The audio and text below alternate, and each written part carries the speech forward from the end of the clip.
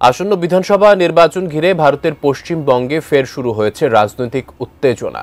আর রাজনৈতিক আলোচনার কেন্দ্রবিন্দুতে রয়েছেন বলিউডের জনপ্রিয় অভিনেতা এবং বিজেপির অন্যতম পরিচিত মুখ মিঠুন চক্রবর্তী। কেন তিনি এখন রাজনৈতিক আলোচনার মূল কেন্দ্রবিন্দুতে, এ নিয়ে বিস্তারিত জানাচ্ছেন মাহাস্বরূপা টুবুন। পশ্চিমবঙ্গে বিজেপির এবারের ভরসা দলের অন্যতম পরিচিত মুখ এবং বলিউড খ্যাত অভিনেতা মিঠুন চক্রবর্তী।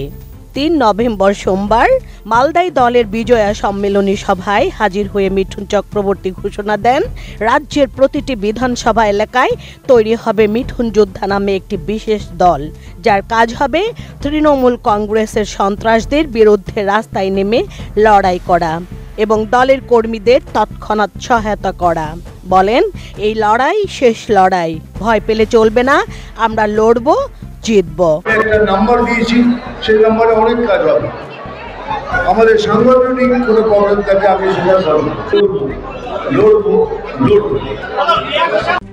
RICL TMX, যুগের পর যুগ স্থাপনা থাকে মজবুত।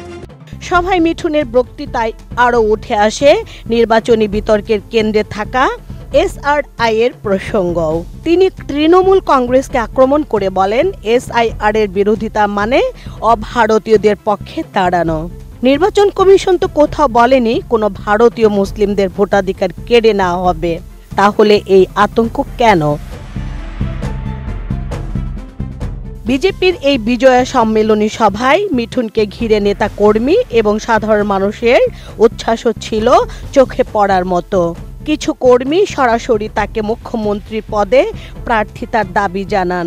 জবাবে মিঠুন বলেন, দল যদি চায় আমি মুখ্যমন্ত্রী হব।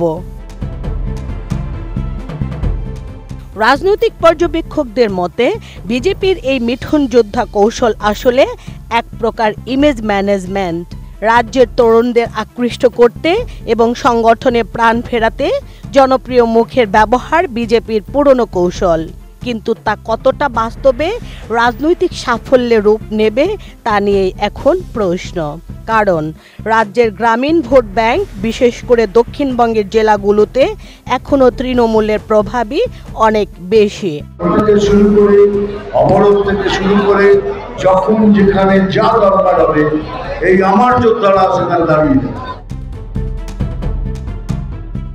মাহাস্বরূপা টুবুন, ATN নিউজ।